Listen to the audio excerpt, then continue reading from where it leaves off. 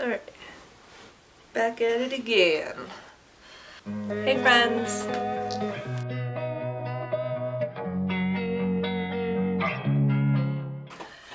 You're getting the fearlessly authentic me, so 8 p.m. on a Saturday night glory. Let me just start out by saying thank you so much just for being here. For being here and absorbing this information. I am really grateful.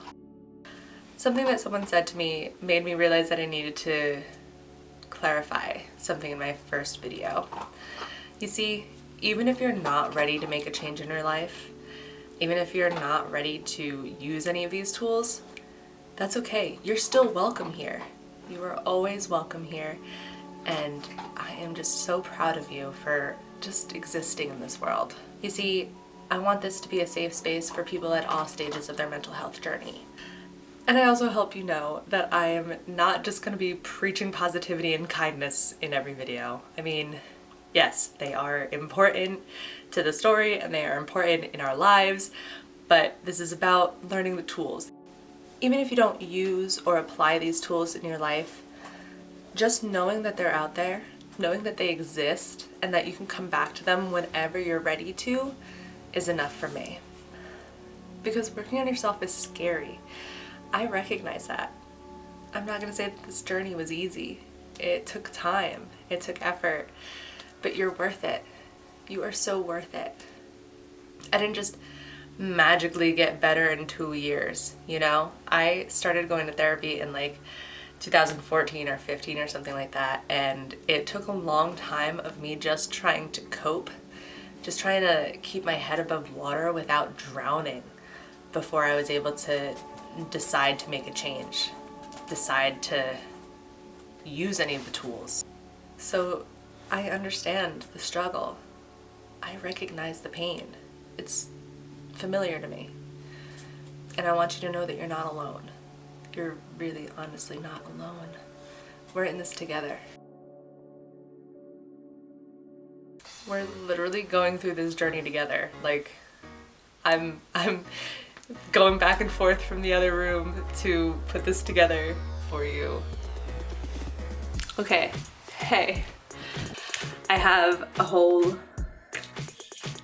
we're gonna talk about a lot of stuff, all right? I'm super excited. Just bear with me here. We're literally figuring this out together. I have my whole setup here, which is all of my notes and my binder. Oh, okay. All right, this is my binder. It's got like all these worksheets and stuff that I've been going through and applying in my life. I think I've been going to therapy for the past 7 or 8 years.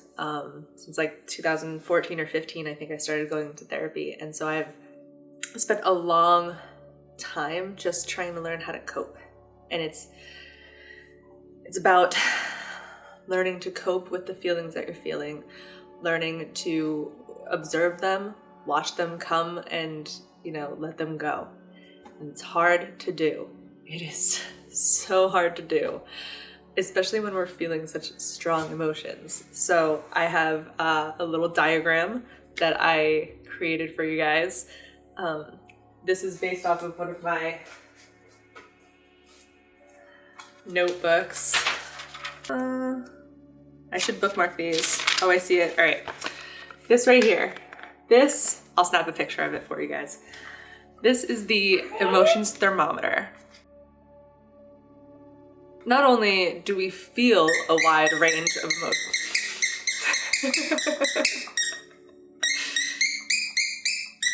Bear with me here. All right. When we're experiencing level 10 emotions, it can be hard to be receptive to anything that anyone says to you. It can be hard to want to make a change or implement any of these tools that I'm giving to you. So what we need to do in that moment is focus on getting you back down to a 3 or 4 where you can start to enact these tools. In my journal, I wrote, "It is important to remember that when you are at a 6, 7, 8, or higher, it's harder to focus on your skills and put them to use. You can't expect yourself to snap out of it or recall the skills and instantly implement them. Use this time to focus on lowering back down to a 4 or 5, where you can better take hold of your wise mind. We'll get to that in a second. Not in a second. We'll get to that in another video. You need to recognize your needs to self-care after the episode and be kind to yourself in this and every moment. In each of these sections of emotion, I wrote out my steps, so to speak. This is my plan of action for these moments. So, for example, when you are at a 9 or a 10 emotion, this is like high panic, high stress, you're freaking out and you don't know what to do, I wrote, be kind to yourself and remember to breathe, because that's all you need to do. That's all you need to focus on right now, is just breathing. I like to do the 4-4-4 square breathing. Breathe in through your nose for 4 seconds, hold it for 4 seconds, and you breathe out through your mouth for 4 seconds. So it's like breathe in, 1, 2, 3, 4, hold, 2, 3, 4, out, 2, 3, 4. Okay. Great job. Great job. All we need to do is focus on our breathing right now, because that's what's going to help us get through it.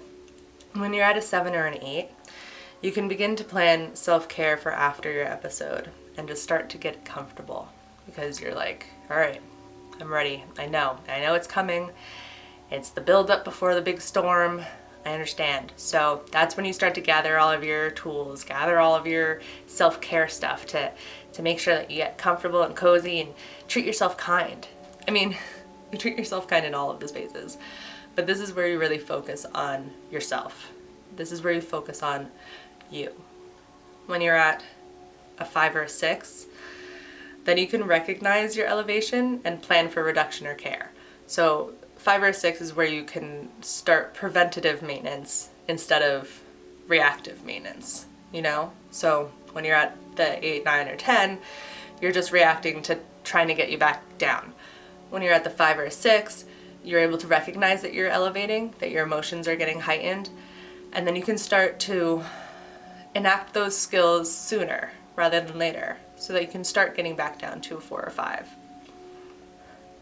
4 or 3. That's where I come in.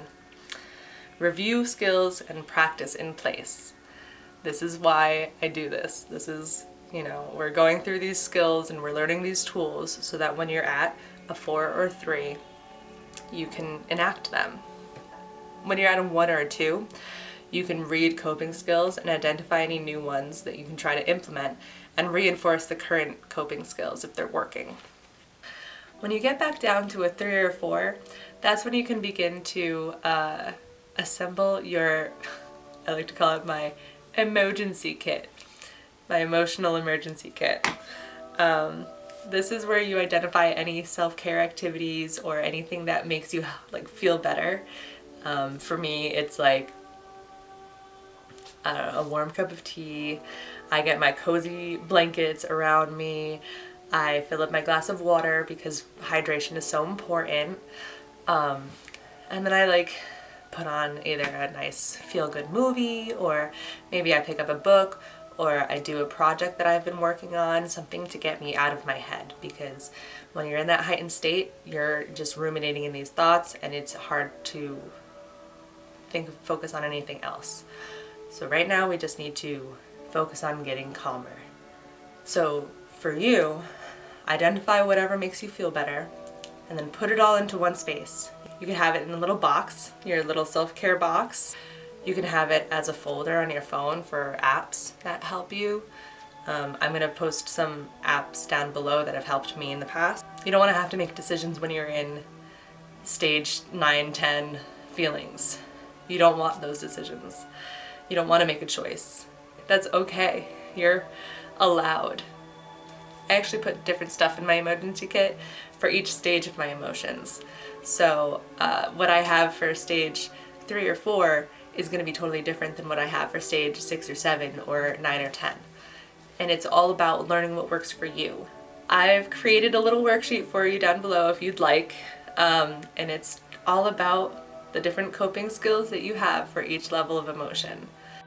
It's important to fill these in with what's going to work for you. So fill in with what tools you're going to use to help you get back down to a 3 or 4, hopefully a 1 or a 2. Also, in the description below, I've posted other links to tools that have helped me with my panic attacks in the past. The DARE app was really important. It's got this little SOS feature that is a lifesaver, honestly. It's really helpful when you're experiencing panic attacks. Listening to him walk you through it, it was really helpful for me, at least. Plus, his voice is really soothing, so there's that. WYSA is a free chat therapy bot kind of thing. So if you like to talk about your feelings, that's a great tool for you to be able to talk about it and get response back. And it's totally free as well. The last one is Insight Timer. That's a really great tool for meditations. You can filter by what you're trying to meditate on. So like pain, anxiety, work-related stress, relationship stress, you're able to filter by all these different things. I used to do 10-minute meditations before work every morning just so I could calm down enough to be able to drive to work.